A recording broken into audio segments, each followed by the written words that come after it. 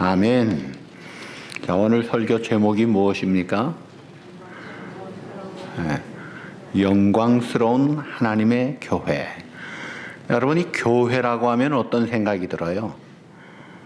온누리 장로교회, 한국의 유명한 좋은 그 영락교회 하면은 어떤 생각이 들어요? 보통은 건물이 먼저 생각을 많이 해요. 건물, 혹은 조직, 혹은 담임 목사님, 이런 식으로 생각하기 쉬운데, 그것은 성경적인 정확한 답이 아닙니다. 교회는 바로 성도를 가르치는 것입니다. 성도가 교회예요.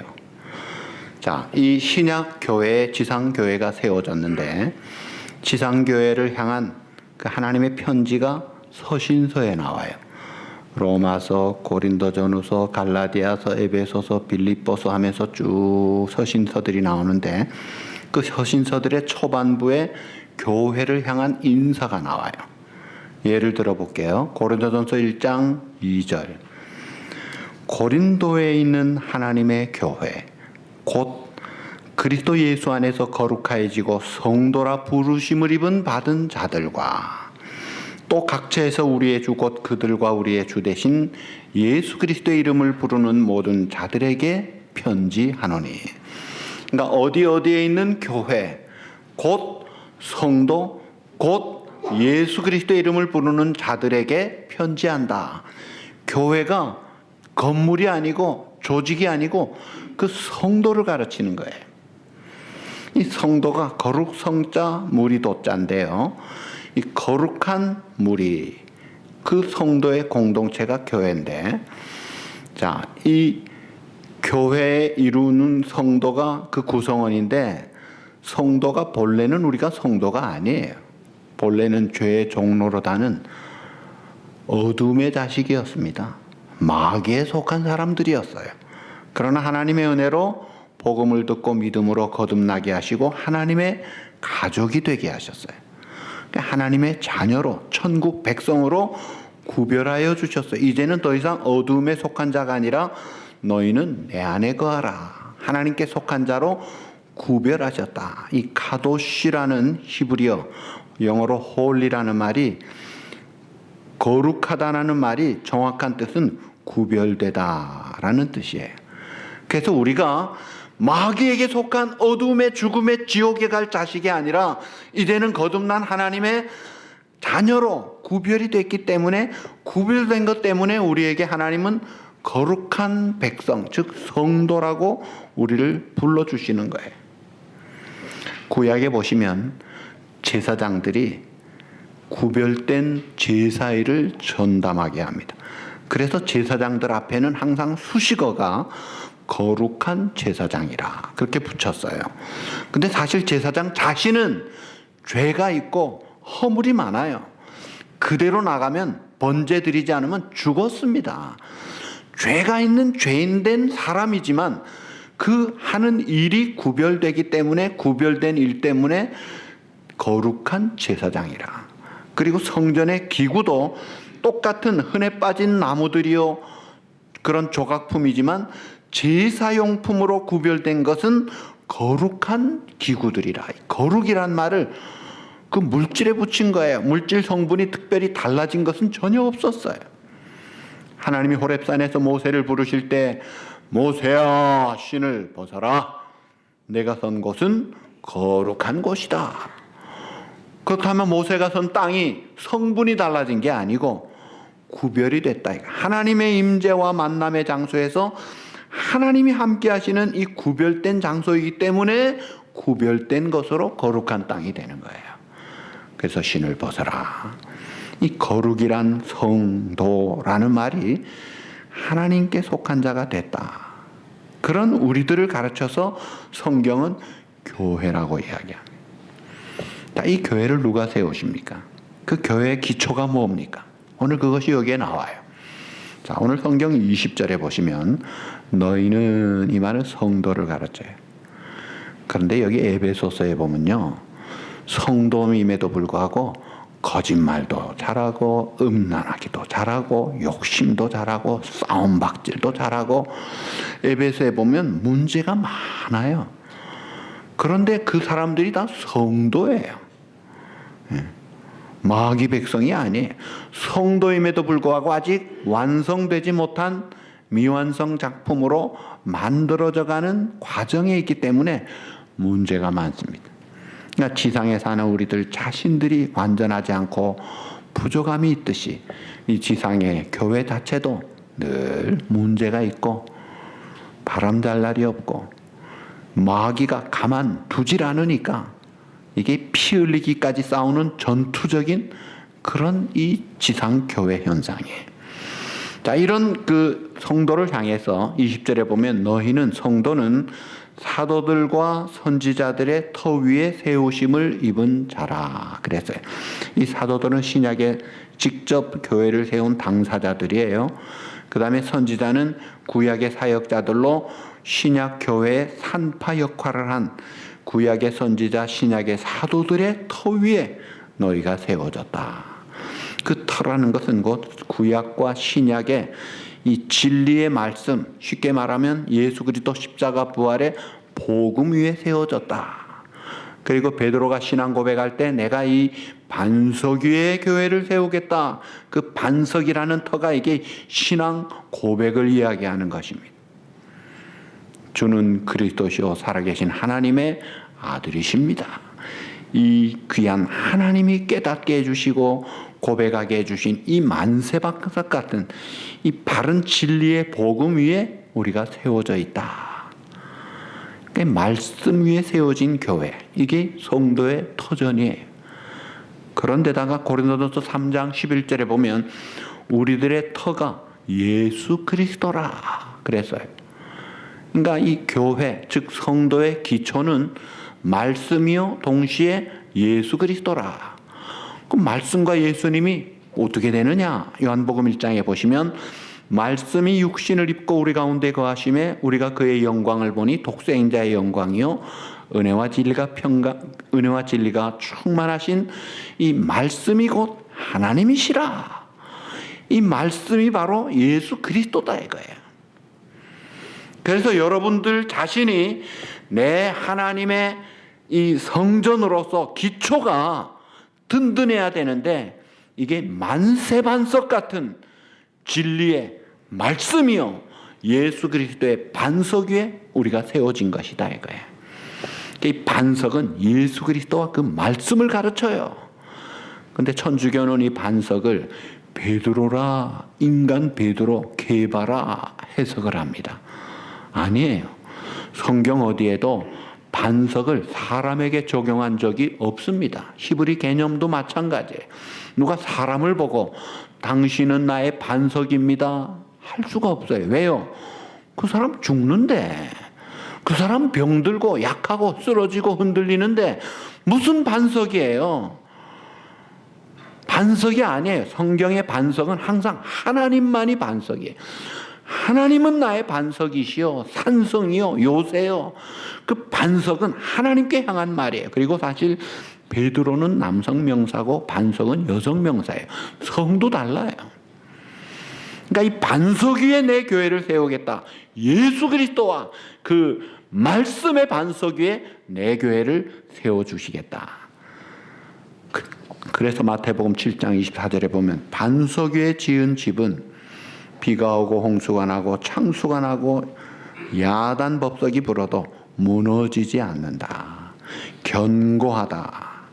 그러나 모래 위의 집은 무너진다. 자, 우리의 건축자 되시는 하나님이 우리를 택하셔서 이 반석, 만세반석 예수 그리스도와 그의 말씀 위에 우리를 세워줘서 여러분들이 하나님의 성도가 되고 교회가 되고 또 여러분들의 가정이 이 예수 그리스도와 만세반석 말씀 위에 세워질 때 이게 아름다운 하나님의 견고한 거룩한 성도의 교회가 되는 것이다 이거예요. 자, 그 우리의 터가 예수 그리스도와 그의 말씀이다. 그리고 또 여기 20절에 보시면 그리스도 예수께서 친히 모퉁이 돌이 되셨느니라. 모퉁이 돌을 영어로 뭐라 그래요? 코너스톤이 되게 하셨다. 여러분, 건축에 있어서 코너스톤이 모든 건축의 기준입니다. 터전입니다. 그리고 모든 돌들이 거기에 연결이 돼야 작품이 되는 거예요. 자, 이 돌 이야기가 베드로전서 2장에 돌에 대한 이야기가 나와요.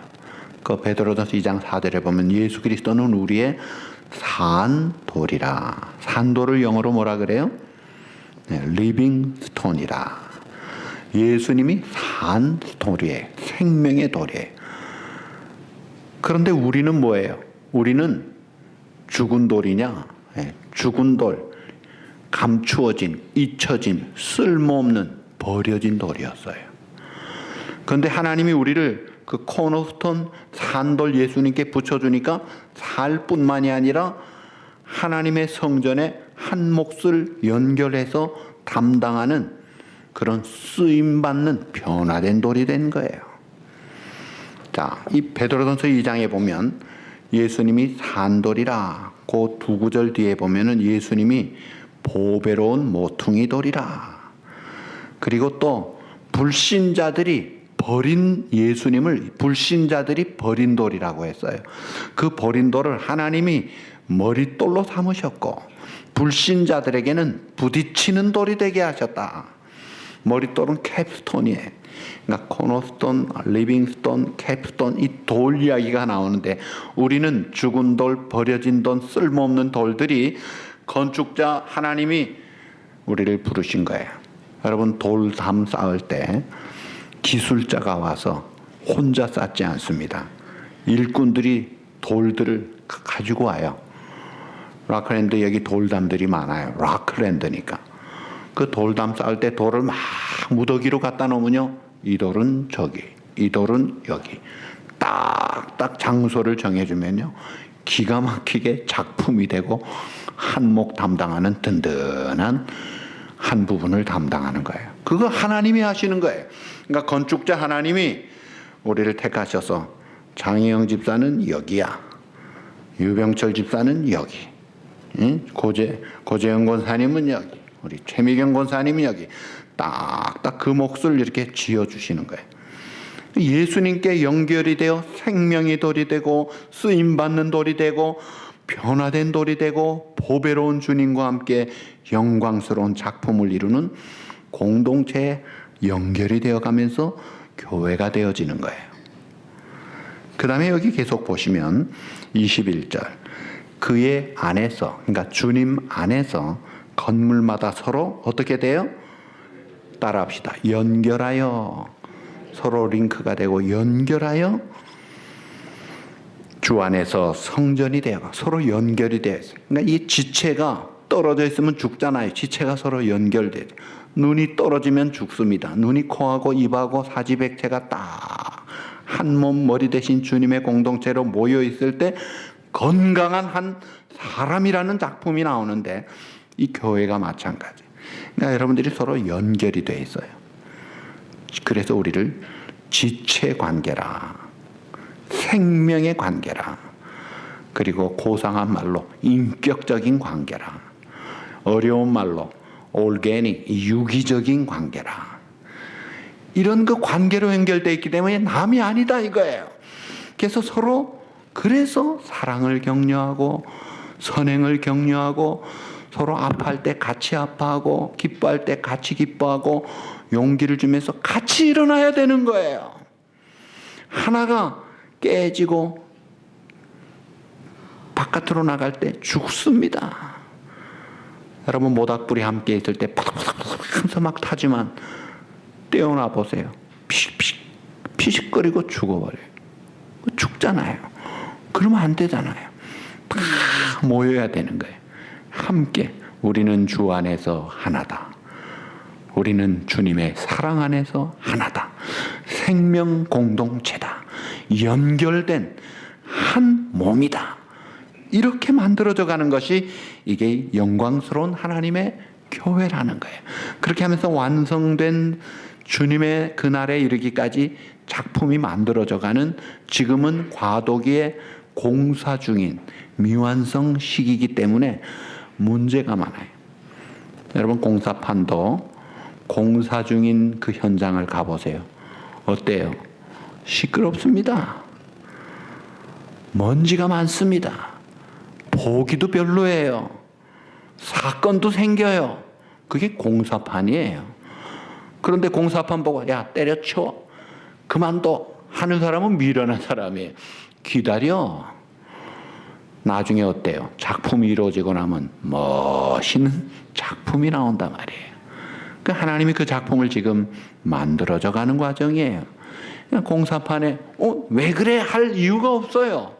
아직 만들어지는 과정이지 다가 아니다 이거예요. 저 사람 부족한 것을 나도 부족하고 저 사람 부족한 게 내가 메꿔줘야 되고 내가 부족한 걸 상대방의 도움을 받아야 되고 서로 연결해 가면서 작품을 만들어가는 거예요. 중심은 예수 그리스도입니다. 모퉁이 돌이요 머릿돌이요 산돌. 이 머릿돌은 비록 모퉁이 돌은 숨겨져 있어요. 드러나지 않아요. 그러나 그는 주인이요 기초요 중심이다 이거예요. 그래서 우리의 삶의 중심은 주님이요 우리의 교회 공동체 중심은 주님이요 우리의 가정이 하나님의 영광스러운 천국의 모델인 교회로서의 가정이 되려면 이게 예수 그리스도가 항상 중심이 돼야 된다 이거예요. 그리고 또 21절에 보시면 그의 안에서 건물마다 서로 연결해 주 안에서 성전이 되어가고 그 다음 22절 마지막 절 너희도 성령 안에서 하나님이 거하실 초소가 되기 위하여. 하나님이 거하시려면은 거기에 의가 있어야 됩니다. 또 평강이 있어야 됩니다. 생명이 있어야 됩니다. 진리가 있어야 됩니다.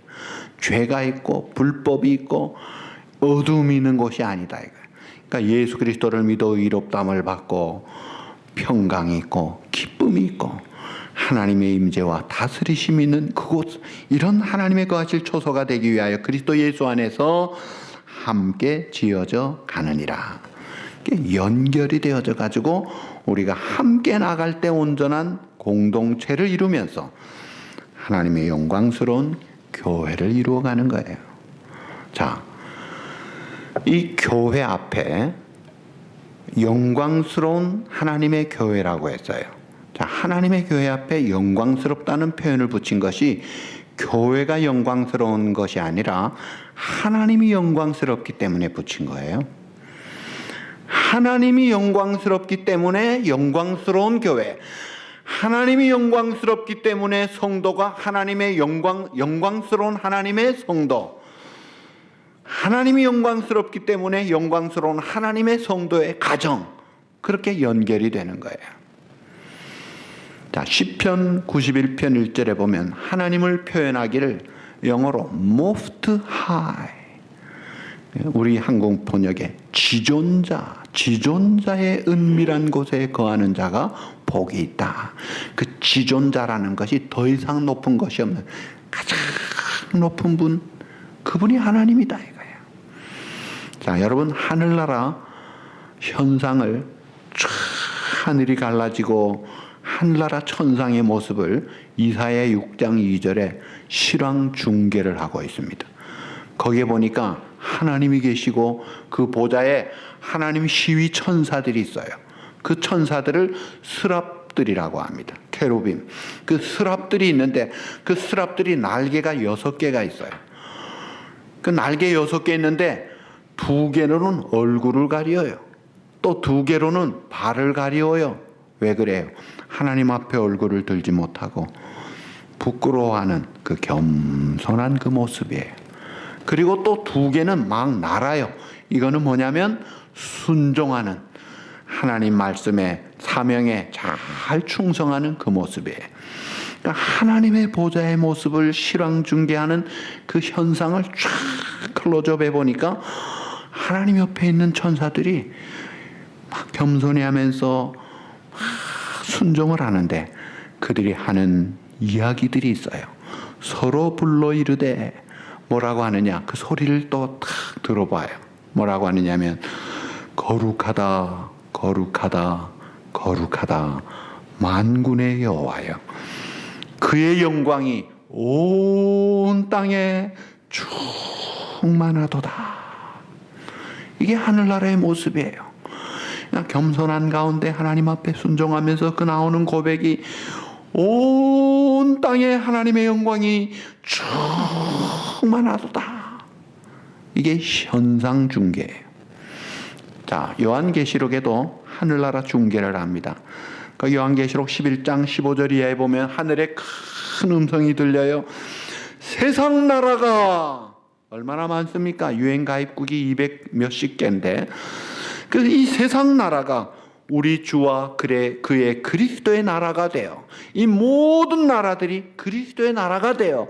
그가 예수 그리스도가 세세토록 왕노릇 하시리로다. 세상 나라들은 변하고 다 망하고 다 없어지지만 이 모든 세상 나라가 주님의 나라가 되어서 세세토록 그리스도께서 왕노릇 하시리로다. 이런 고백이 큰 성이 들리니까 그 보좌 앞에 앉아있던 24장로들이 내려와서 엎드려 얼굴을 땅에 대면서 하나님께 경배하더라. 하늘나라의 모습에 또 계시록 5장 11절에 보니까 하나님의 보좌 그 옆에 또 다른 보좌 생물들 장로들을 둘러싼 많은 천사의 음성이 있으니 그 숫자가 만만이요 천천이라 셀 수 없이 많은 그 수많은 천군 천사 또 그 호위하는 그 주위에 있는 세력 존재들이 큰 음성으로 이르되 죽임을 당하신 어린 양은 능력과 부와 지혜와 힘과 존귀와 영광과 찬송을 받으시기에 합당하도다. 그러면서 찬송과 존귀와 영광과 권능을 세세토록 돌릴지어다. 그러니까 세세토록이란 말이 영원토록이에요. 하나님께 찬송을 존귀를 영광을 권세를 세세토록 돌릴지어다 하니 그 보좌에 있던 네 생물이 이르되 아멘. 그리고 그 24보좌의 장로들은 엎드려 경배하더라. 이게 하늘나라의 영광스러운 실황중계 현상이에요. 대단한 하늘나라의 모습. 하나님이 그렇게 영화로우신 분이에요. 그러니까 이 하나님의 영광스러운 그 나라가 있는데 세상의 나라들은 그렇지가 않을 뿐 아니라 세상의 성도요 교회도 이게 그렇지가 못해요. 하나님은 영화로우셔서 교회나 성도는 영광스러운 하나님의 교회요 성도인데 현실이 어떠냐 이거예요. 제가 어떤 책을 보았어요. 아주 경건신학자로 유명한 훌륭한 제임스 패커 목사님이 지으신 교회론에 관한 책인데 제목이 누가 그리스도의 영광을 탈취했는가? 지상교회에 대한 이야기, 지상의 성도를 향한 그 안타까운 현실을 이야기하는 거예요. 하나님은 영화로우시고 영광스러운데 이 지상의 교회나 지상의 성도는 그 하나님의 영광을 탈취당하고 있다 이거예요. 주범이 누구냐? 누가 하나님의 영광을 탈취합니까? 주범이 있어요. 주범이 사탄이요. 이게 마귀예요. 이 마귀는 에덴 동산에서부터 변함이 없습니다. 그래서 이 마귀의 역사, 이단의 역사를 신학교에서는 이단 역사라고 하지 않고 복음 비평사라고 그래요. 그러면서 예수님을 공격하고 내려오게 합니다. 그리고 교주가 올라가요. 성경을 왜곡시켜가지고 자기들의 교리를 더 올려놔요. 요즘 한국은 가장 득세를 하면서 극성을 부리는 이단이 1번이 신천지예요. 2번이 안상홍 교주가 있는 안상홍 증인의 하나님의 교회라고 그래요. 여러분이 신천지 얼마나 극성이길래 교회 앞에서 막 시위까지 하고 그 신천지에 빠지면 엄마 아버지도 없어요. 그 자식이 빠지면 나오지를 못해. 그래서 그걸 붙잡으러 막 눈물로 애원하며 부모가 찾아가면요 그 자식으로 하여금 부모를 고발하게 만듭니다. 아주 반인륜적, 반사회적 집단이 돼 있어요. 그들을 향해 뭐라 그러면요, 앞에 나와서 교회 앞에 시위를 하고 그래요. 이 신천지는 성경을 통한 하나님의 계시를 부인하고 교주 이만희를 통한 직통 계시를 주장합니다. 성경을 왜곡해요. 교주 이만희를 보혜사, 만희왕, 이긴 자, 이 시대 구원자라고 따르고, 그를 추정하는 자들이 세력화되어서 기존 교회를 대적하고, 이만희를 포함한 따르는 무리들이 육체도 영생한다고 가르치고 있어요. 자기들은 안 죽는데요. 두고 보세요, 안 죽는지. 이 집단은 안 믿는 사람들을 포교 대상으로 삼는 게 전혀 아닙니다. 기존 교회 나가는 사람을 대상으로 교회 안에 잠입을 해요. 몰래 들어와서 교회를 흔들 뿐만이 아니라 단란한 복된 가정도 들어가서 다 깨버리게 만듭니다. 그리고 그들을 비판하는 자들을 아주 폭행까지 하면서 얼마나 그러면 야, 한국은 그런가? 그게 아니에요. 뉴저지, 뉴욕에도 지금 활발하게 활동하고 있다 이거예요. 여기 뉴욕에서 세미나 인도한 한선희 목사님 이야기를 들어보니까 이 신천지는 한국 교회 역사의 유래를 찾아보기 어려울 정도로 미혹성이 큰 이단 집단입니다. 그러니까 신천지에 미혹되지 않으려면 가장 중요한 것 중에 기본이 교회 바깥에 나가서 성경 공부를 한다고 끌려가는 게 따라가지 말아요.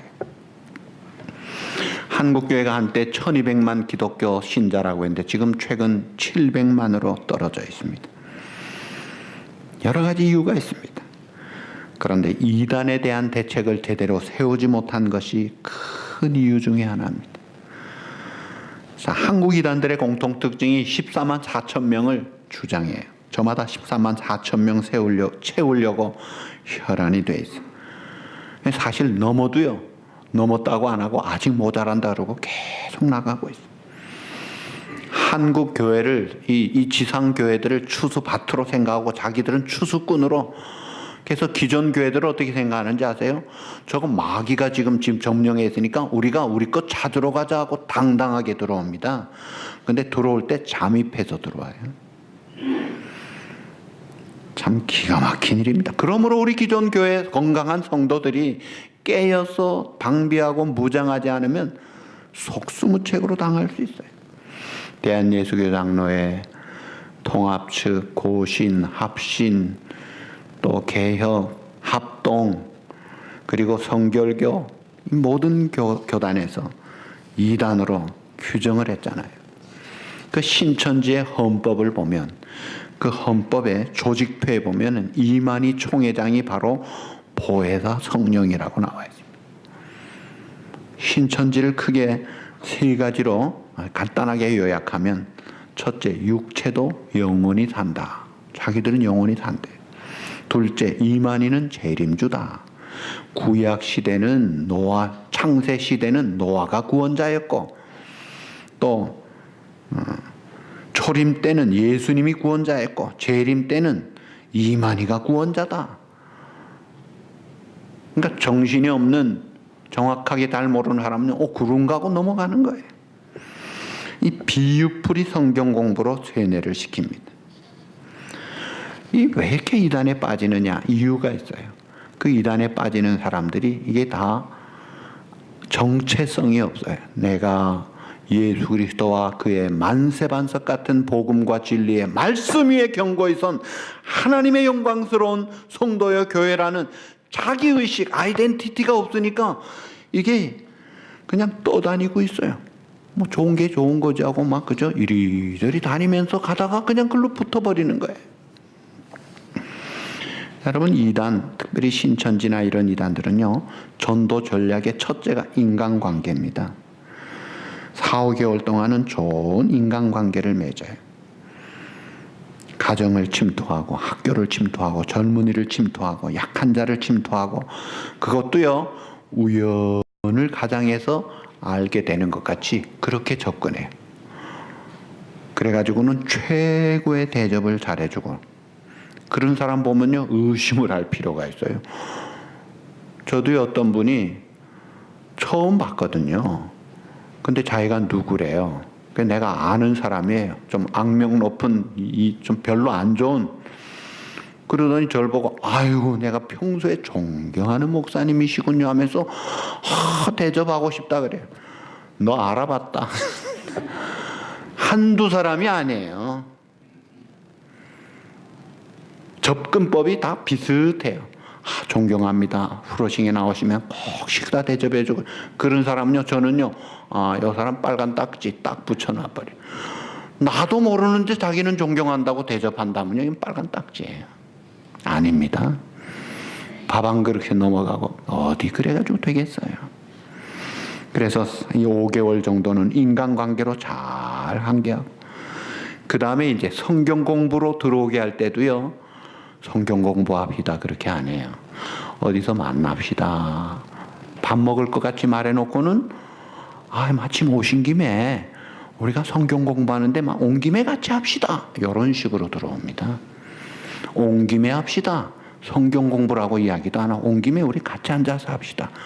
아주 쉽게 들어오게, 의심하지 않도록 그렇게 들어오게 합니다. 한번 듣고 가면 됩니다. 그래가지고 세뇌 교육을 시키면서 예수님의 12가지 비유를 공부시켜요. 자, 인간관계 5개월, 비유 공부 3개월, 그러면서 9개월, 1년이 지나면요. 그 다음에 추수꾼의 이야기, 추수밭의 이야기, 본격적인 이야기가 나오는데, 그때는 이미 신천지라는 것을 알아도 빠져나오질 못합니다. 신천지 정착률이요 거의 100%라 그래요. 들어갔다면 다 빠지는 거로 되어 있습니다 지금. 그래서 무섭다는 거예요. 그래서 미혹성이 역사에 없는 거라는 거예요. 2인 1조로 전략을 가지고 있어요. 기성교에 침투하는 신천지 교인들의 특징, 첫째, 자기 신상에 관해 숨깁니다. 그러면서 교회에 열심히 출석 봉사합니다. 그리고 갑자기 나타나서 열심히 봉사해서 심지어 교회 핵심 리더까지 올라갑니다.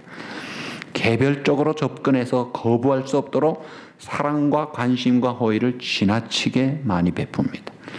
그러면서 성도들을 만나서 목사에 대해서 은근히 불평을 터뜨리고 목사의 성경 지식에 회의를 하게, 의심을 하게 만듭니다.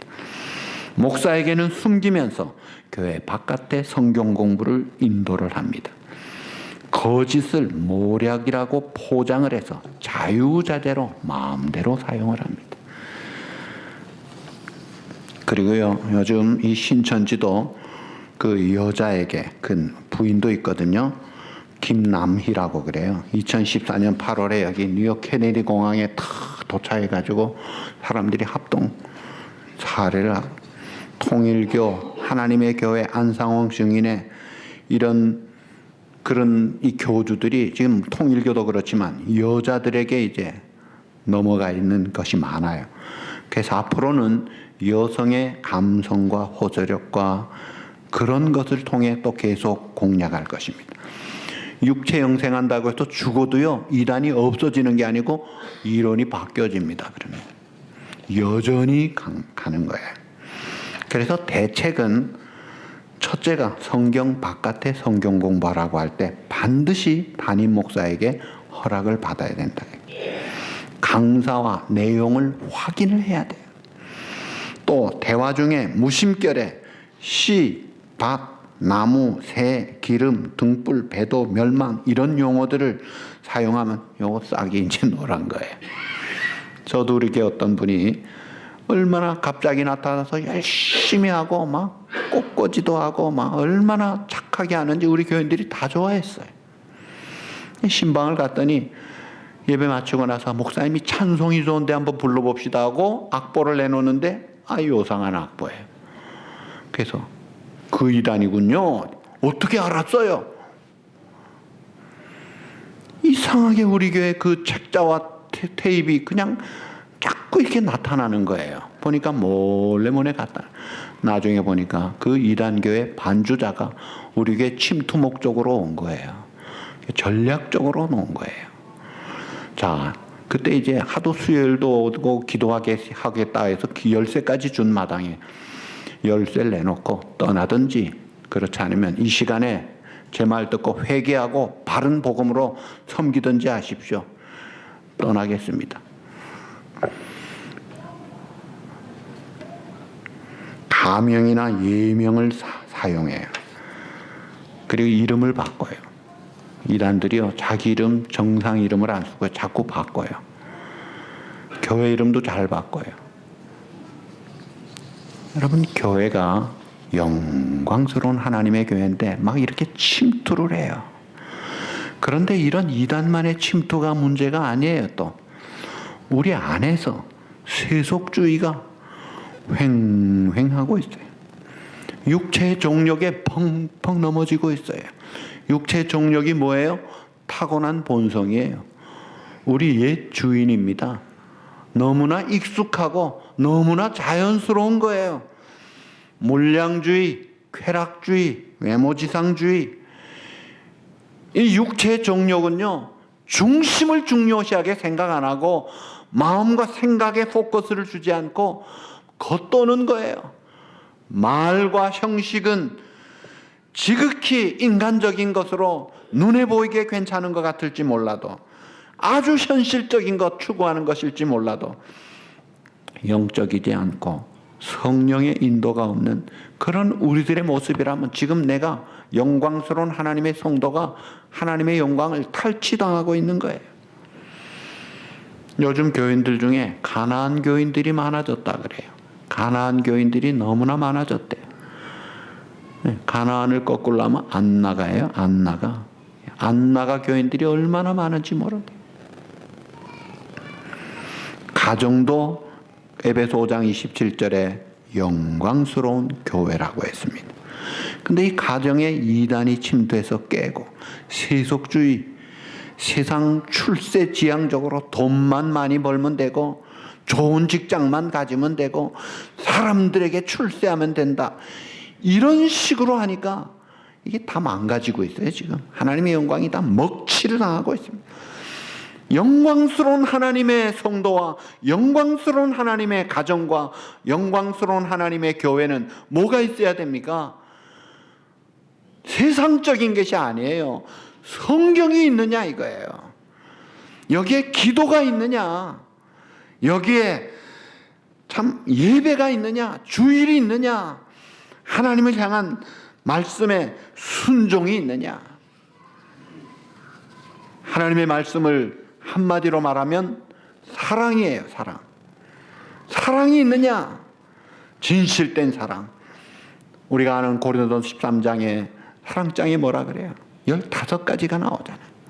그 중에 중요한 게 뭐예요? 사랑은 제일 첫째, 오래 참아야 돼. 좀 오래 참느냐 이거예요. 오래 참지 못하면 말씀 순종 안 하는 집이에요. 오래 참을 수 있어야 돼요. 모든 것을 견디느니라 했어요.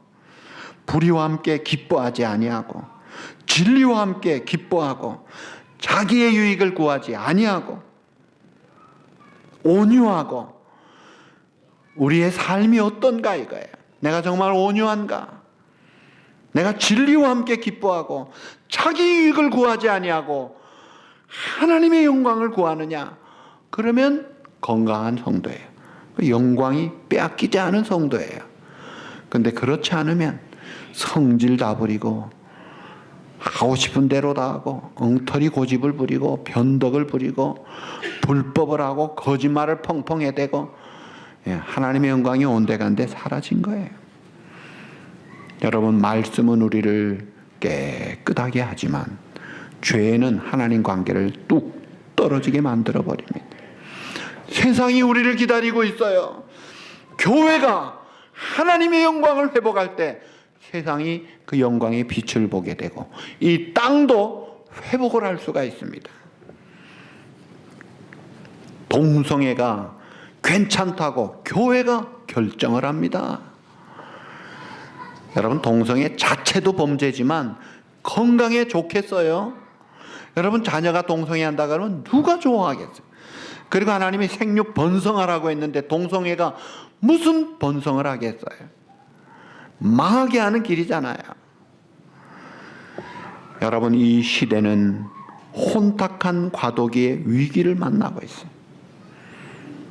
사실 오늘 설교 제목을 제가 처음에는 누가 하나님의 영광을 탈취했는가, 그 제임스 패커의 그걸 그대로 썼다가 너무 좀 레디컬한 것 같아서 그저 점잖게 영광스러운 하나님의 교회로 했어요. 하나님의 영광이 먹칠당하고 있는 이때에 우리가 하나님의 영광을 찾자 이거예요. 그래서 바른 복음, 바른 믿음, 바른 순종, 성령의 인도를 따라 한번 해보자 이거예요. 그래서 하나님의 나라가 임하고 하나님의 능력이 나타나면 우리를 통해서 이 세상이 빛을 보는 거예요. 하나님의 영광을 보게 하자 이거예요. 그러다 하나님 앞에 서는 그날에 잘했다 칭찬받아야죠. 좋은 교회를 만들어야죠. 여러분, 좋은 교회가 어떤 교회예요? 다른 질문하죠. 좋은 식당이 어떤 식당이에요? 집에서 제일 가까운 식당이 제일 좋은 식당입니까? 그런 것도 있죠. 금방 갈 수 있으니까. 그러나 진짜 좋은 식당은 멀어도 가요. 좋은 식당은 음식이 맛이 있어야 돼요. 먹을 만한 분위기가 되고 거짓이 없어야 돼요. 근데 이단은 사랑은 있지만 거짓이 많잖아요. 순 거짓이잖아요. 애들 학교 대학 입학 시험 시킬 때 투어를 시켜요. 너 어느 학교 갈래? 여러 개를 알아보게 해요. 왜 그래요? 맞는 좋은 학교를 고르기 위해서. 애하고 맞추잖아요. 대학 하나 고르기 위해서도 열심히 다녀요. 뭘 봅니까? 교수가 좋은지, 알룸나이, 전통과 이 선배들이 괜찮고 여러 가지 전공이 괜찮은지. 좋은 학교의 조건은 좋은 교수와 좋은 학생이 결정적입니다. 좋은 교회 조건은요, 좋은 목사와 말씀이 있어야 돼요. 그건 제 책임이에요. 그래서 저를 위해 기도해 주십시오. 또 하나가 좋은 교인이 있어야 좋은 교회예요. 좋은 교인이 어떤 교인이 좋은 교인이에요? 다 드레스업 잘하고 기름이 잘잘 흐르는 그런 사람 많은 교회, 아주 고급 차가 쫙 있는 그런 교회가 좋은 교인입니까? 예수님이 그런 교회를 좋은 교인이라고 했을까요? 그렇지 않습니다. 그건 상관이 없어요. 헌금 많이 하는 교인 많다고 좋은 교인이 아닙니다. 좋은 교인은 과부가 두 렙돈을 낼 때 하나님이 제일 기뻐하셨던 거예요. 좋은 교인의 특징은 하나입니다. 믿음이 좋아야 돼요. 믿음이 좋아야 돼요. 얼마나 하나님 말씀을 잘 순종하기를 즐거워하고 겸손한 가운데 하나님 앞에 영광 돌리는 걸 기쁨으로 산다면 그 좋은 교인이 있을 때 좋은 교회가 되는 거예요. 여러분, 산에 나물들이 많아요. 동나물과 좋은 나물들이 있잖아요. 산삼도 그 속에 있잖아요. 버섯들 보세요. 먹을 것도 많지만 안 먹을 게 많잖아요. 우리가 이 좋은 것을 만들어 가야 돼요. 그러려면 내가 하나님 앞에서 겸손한 가운데 말씀과 기도로 순종하기를 즐겨하고 부족하지만 쓰러지지만 또 죄를 짓고 또 거짓하고 또 엉터리 짓을 해도 하나님 앞에 하나님 잘못했습니다. 좀 무릎 꿇자 이거예요. 회개하자 이거예요.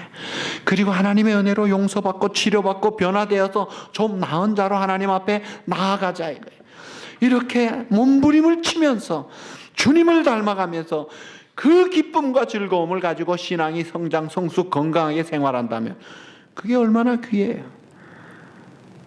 좋은 교회, 좋은 교인, 영광스러운 하나님의 성도, 영광스러운 하나님의 가정과 교회를 이루는 그런 저와 여러분이 되셔서 하나님을 영화롭게 하고 이 땅의 빛을 발하고 장차 주님 앞에서 너 참 잘했다 칭찬받는 그런 저와 여러분 또 우리 가정과 교회가 되기를 우리 주님의 이름으로 축복합니다.